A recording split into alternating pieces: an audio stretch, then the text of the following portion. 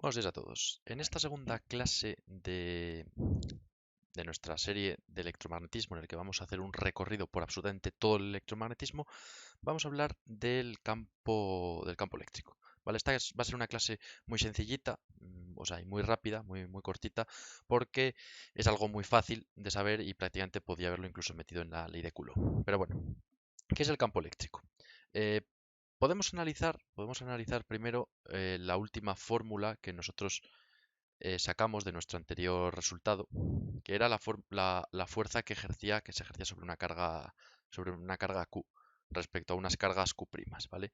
Y esta fórmula, si no recordamos mal, era el sumatorio de todas las cargas Q' y era la carga Q por las cargas QI o Q'I, como quisiésemos llamarlos, por el vector unitario que unía esas dos cargas, partido 4pi epsilon sub 0 y el módulo de ese vector. Bueno, esta era la fórmula de nuestra fuerza. Podemos observar que Q es un factor común a todos estos términos, de tal manera que la fuerza Q puede escribirse como el producto de Q y una cantidad que es independiente de Q, pero dependiente de los valores de todas las demás cargas y de sus posiciones con respecto a Q.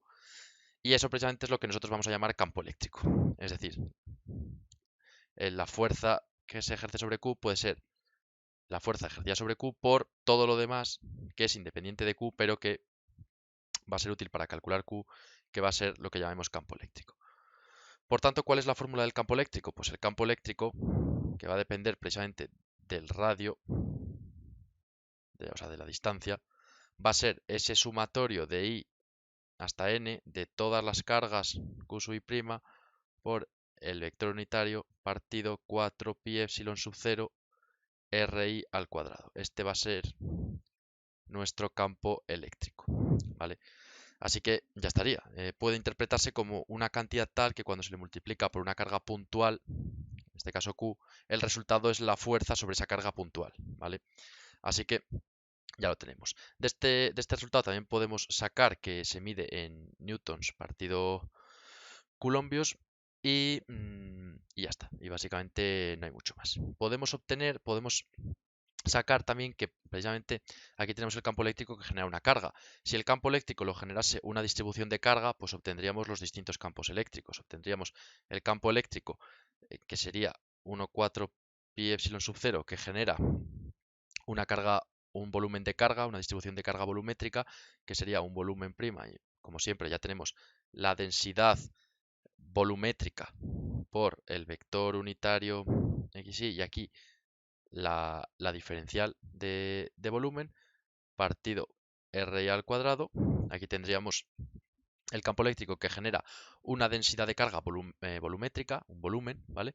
También tendríamos el campo eléctrico que genera, en vez de un volumen, una superficie, que sería pues una superficie S', tendría su correspondiente densidad de carga superficial y tendría pues lo mismo el vector unitario.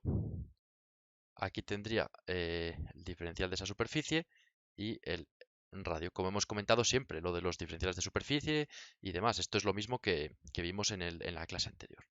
Y también existiría o podríamos calcular el campo eléctrico dependiente de R que genera una distribución lineal de carga, ¿vale? Un hilo, por ejemplo, que tendría una densidad lineal de carga, el vector unitario como siempre. Aquí tendríamos pues esa diferencial de lineal y aquí pues R al cuadrado. Y estos serían pues nuestros campos eléctricos dependiendo si tenemos pues un volumen, una superficie o una línea, ¿vale? Además de nuestra carga puntual. Bueno, es importante qué significa el campo eléctrico, ¿vale? O sea, ha sido relativamente sencillo introducir una cantidad auxiliar que permitiese dividir la interacción entre dos cargas y así definir el nuevo campo vectorial que es el campo eléctrico, ¿vale? Eh, podemos adoptar la postura de que esto se ha hecho de manera más conveniente, matemáticamente hablando, para ahorrar un poco de escritura. Pero podemos entender el campo eléctrico realmente como, como la fuerza o como una proporción de contingencia de qué pasaría si colocamos una carga ahí. Es decir, nosotros tenemos una carga que ejerce un campo eléctrico que ejerce un campo eléctrico de manera radial, ¿vale? Y lo que nosotros podemos pensar con este campo eléctrico es, ¿cuál es el campo eléctrico aquí, en este punto? ¿Qué significaría? ¿Cuál sería la fuerza a la que se vería sometida una carga colocada ahí en ese momento? ¿Sabes? Si ahí colocásemos una carga Q' o Q lo que sea, ¿cuál sería la fuerza a la que se vería sometida por el campo eléctrico que genera nuestra carga Q? ¿Vale? Es básicamente es eso, tampoco hay mucho más.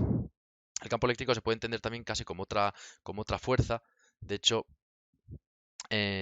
podemos suponer bueno, que existe ese tipo de fuerzas y ya está. Realmente no hay mucho más. Este es un vídeo muy cortito y muy sencillito. Es un poco casi la continuación del de ley de Coulomb, ¿vale? El siguiente vídeo será de ley de Gauss, que es muy interesante y espero que no os lo perdáis porque nos va a venir muy bien en el futuro. Y después ya de ley de Gauss entraremos con potencial escalar y ya con conductores en campos electrostáticos, ¿vale? Los conductores, que eso ya va a ser una cosa bastante entretenida y bastante divertida. Espero que os haya servido. Si tenéis cualquier tipo de duda, como siempre, me la dejáis en los comentarios. Y nada, seguimos con la física.